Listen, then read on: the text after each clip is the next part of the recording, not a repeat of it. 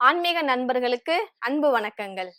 பொதுவாவே அழகு அப்படின்ற சொல்லுக்கு முருகனை எடுத்துக்காட்டா சொல்லுவாங்க. இந்து மக்களுடைய ஒரு ஃபேவரைட் காடா முருகன் இருக்கிறாங்க. அது மட்டும் இல்லாம திருச்செந்தூர் ஒரு ஃபேவரைட் பிளேஸ் எல்லாருக்கும் சொல்லலாம்.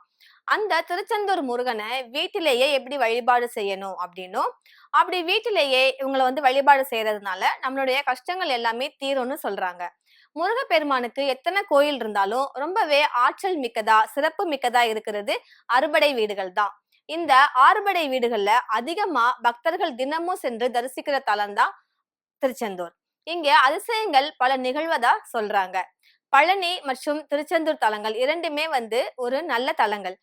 அசுரர்களை வதம் செய்து தேவர்களை காத்த திருச்செந்தூர் முருகனை குலதெய்வமா வழிபடுறவங்க அதிகம். திருச்செந்தூர் முருகனை வணங்கினால் எப்படிப்பட்ட கஷ்டமும் தீருமா. அவரை வீட்டுல இருந்தபடியே வழிபடுறதுக்கு ஒரு வழி இருக்குது. அந்த முருகனுடைய அருளால கஷ்டங்கள் எல்லாமே தீரும் அப்படின்னு அந்த வழியை சொல்றாங்க. எல்லாருக்குமே நம்ம வாழ்க்கையில ஏதாவது ஒரு மனக்குறை, கவலை, கஷ்டம் இதெல்லாமே இருக்கும்.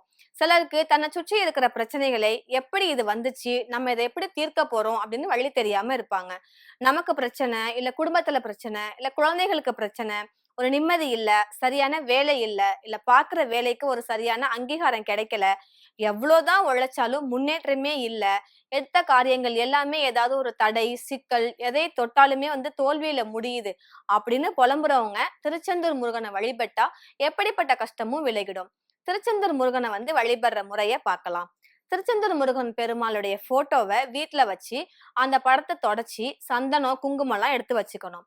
6 வெள்ளை தாமரை பூக்களை எடுத்துக்கணும். அந்த பூக்களை உங்களுடைய கையால ஊசி நூலால் ஒரு மாலை மாதிரி கோர்த்து கட்டுங்க. இத செவ்வாய்க்கிழமை தோறுமே முருகப்பெருமானுடைய படத்திற்கு முன்னால போட்டு விளக்கு ஏற்றி வைங்க. தாமர மாலையை போட்டுட்டு, முருகா, என்னுடைய வாழ்க்கையில இருக்கிற கஷ்டம், துன்பம் எல்லாமே நீங்கணும், அதுக்கு நீங்க தான் அருள் புரியணும் அப்படின்னு மனதார வேண்டிக்கோங்க.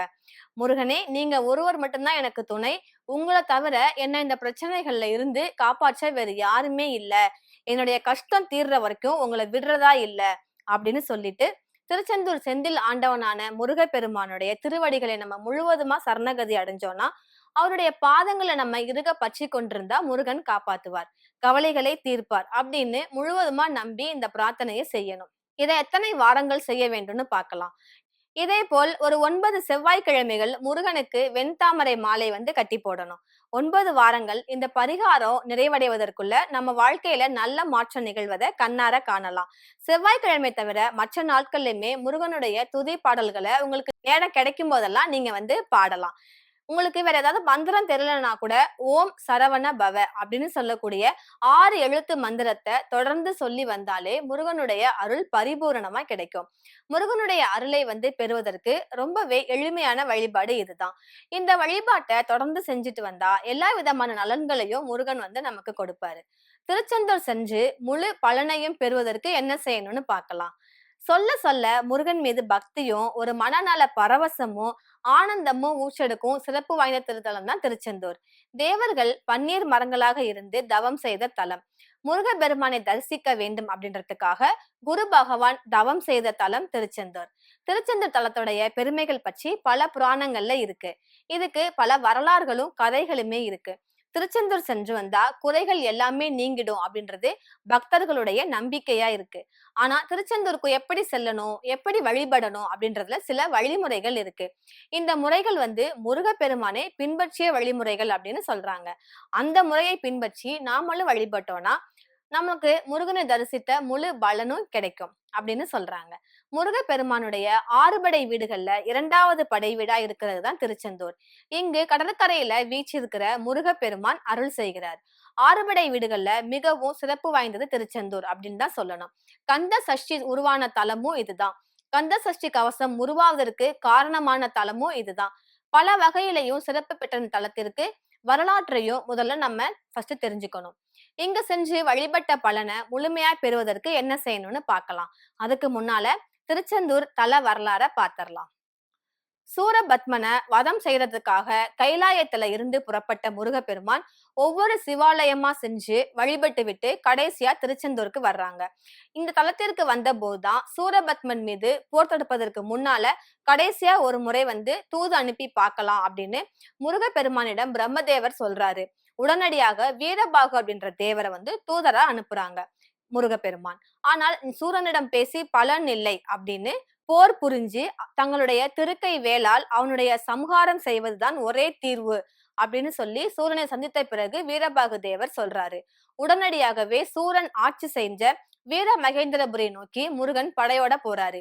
வீர மகேந்திரபுரிய முருகன் நெருங்கும் போது அவருடைய திருவடி வந்து படுவதற்கு ஏற்ற இடம் இது கிடையாது அப்படின்னு பிரம்மதேவர் சொன்னதுனால கதிர்காமம் செஞ்சு அங்க அவங்களுக்குன்னு ஒரு படை வீடு அமைத்து தங்குறாரு முருகப்பெருமான்.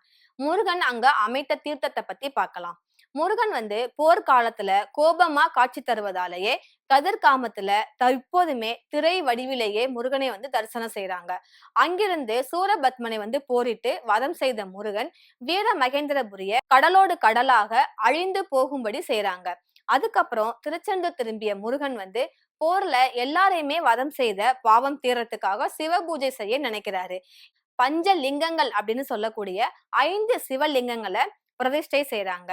முதல்ல சமுத்திர ஸ்நானம் செஞ்சதுக்கு அப்புறமா ஒரு நல்ல நீர்ல நீராடிட்டு தான் சிவபூஜை செய்யணுன்றதுக்காக முருகப்பெருமான் தன்னுடைய வேளால் உருவாக்கிய தீர்த்தம் தான் நாழி கிணறு அப்படின்னு சொல்றாங்க. கந்த புஷ்கரணி தீர்த்தம். திருச்செந்தூர் மூலவரை பத்தி பார்க்கலாம். நாழி கிணற்றுல நீராடி விட்டு முருகன் சிவ பூஜை செஞ்சு கொண்டிருக்கிறாங்க. அப்ப தேவர்கள் எல்லாம் வந்து ஒன்று கூடி சுவாமி அப்படின்னு அழைச்சதுமே கையில பூஜைக்காக எடுத்த அந்த பூவை கூட கீழே வைக்காம கையில பூவுடன் அப்படியே திரும்பி தேவர்களுக்கு காட்சி கொடுக்கிறாரு. அதனாலதான் இன்னைக்குமே திருச்செந்தூர் மூலவரான முருகன் கையில வந்து பூ வந்து இருக்குது. அந்த பூவோட தான் அவரு காட்சி தர்றாரு. இவருக்கு பூஜா மூர்த்தி அப்படின்னு பேரு. பூ அப்படின்னா பூர்த்தி செய்தல், ஜா அப்படின்னா உண்டாக்குதல்னு சொல்லுவாங்க. மாய கண்மங்களை பூர்த்தி செய்து சிவ ஞானத்தை உருவாக்கக்கூடிய தெய்வமா திருச்செந்தூர் ஆண்டவர் வந்து விளங்குகிறாரு. திருச்செந்தூர் முருகன் கடற்கரையில கோவில் கொள்ள என்ன காரணம்னு பார்க்கலாம். கைலைக்கு இணையான திருத்தலம் அப்படின்னு அருணகிரிநாதரால பாடப்பட்ட திருச்செந்தூர் சென்ற முழு பலனையும் அடைய வேணும்னா முன்னோர்களால வகுக்கப்பட்ட முறையில செஞ்சு வழிபட்டால் மட்டும்தான் முழுமையான பலன் கிடைக்கும். திருச்செந்தூர்ல முருகப்பெருமான் கடலை பார்த்தபடி காட்சி தர்றாரு. பிறவி பெருங்கடலில் வீழ்ந்த நம்மை காப்பாற்றுவதற்காகவும் கடல் அலை போல் மீண்டும் மீண்டும் ஆசை அலைகளில் சிக்கி ஒரு நெருப்பு போன்ற துன்பத்தை அனுபவிப்பதில் இருந்தும் நம்மளை காப்பாற்றுவதற்காக கடற்கரையில் அமர்ந்து அருள் செய்வதால அவருக்கு செந்தில் ஆண்டவர் அப்படின்னும் திருச்செந்தூர் ஆண்டவர் அப்படின்னும் பேர் வந்து இருக்குது.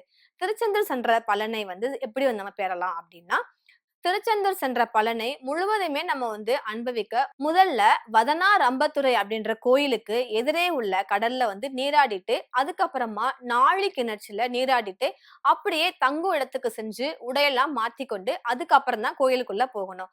முதல்ல துந்துகை விநாயகரை தரிசித்து நம்மளுடைய குறைகளை வந்து சொல்லி முறையிடணும். அதுக்கு அப்புறம்தான் கோயிலுக்குள் சென்று செந்தில் ஆண்டவரை வழிபடணும். விநாயகரை வழிபடாம எந்த ஒரு காரியமுமே வந்து முழு பலன் கிடைக்காது. அதனால திருச்செந்தூர் செந்தில் ஆண்டவருடைய அருளை வந்து முழுவதா பெறறதுக்கு முதல்ல துந்தகை விநாயகரை வந்து வழிபட வேணும். இது மாதிரி நீங்க வழிபட்டு போனீங்கன்னா திருச்செந்தூர் போறதுக்கான ஒரு முழு பலனுமே வந்து உங்களுக்கு கிடைக்கும். இது புராணங்கள் படியும் சரி, மக்களுடைய நம்பிக்கை அடிப்படையிலும் சரி, திருச்செந்தூர் முருகன் வந்து ஒரு பிரம்மாண்டமான கடவுளா வந்து இருக்கிறாங்க. வேண்டிய வரத்தையும் அவங்க வந்து கொடுக்கிற தெய்வமா இருக்கிறாங்க. நீங்களும் திருச்செந்தூர் இது வரைக்கும் போனது இல்லை அப்படின்னா நீங்க போறதுக்கான பிளான் பண்ணுங்க. அங்க நீங்க போயிட்டு நான் சொன்ன இந்த வழிவகைகள்லாம் ஃபாலோ பண்ணிட்டு துந்தகை விநாயகரை முதல்ல வணங்கிட்டு அதுக்கப்புறமா நீங்க கையில பூவோட இருக்கிற கடலை நோக்கி தரிசனம் கொடுக்கிற திருச்செந்தூர் முருகனை பார்த்துட்டு அவருடைய அருளையும் ஆசிரையும் நீங்கள் பெற்றுக்கொள்ளுங்கள். நன்றி.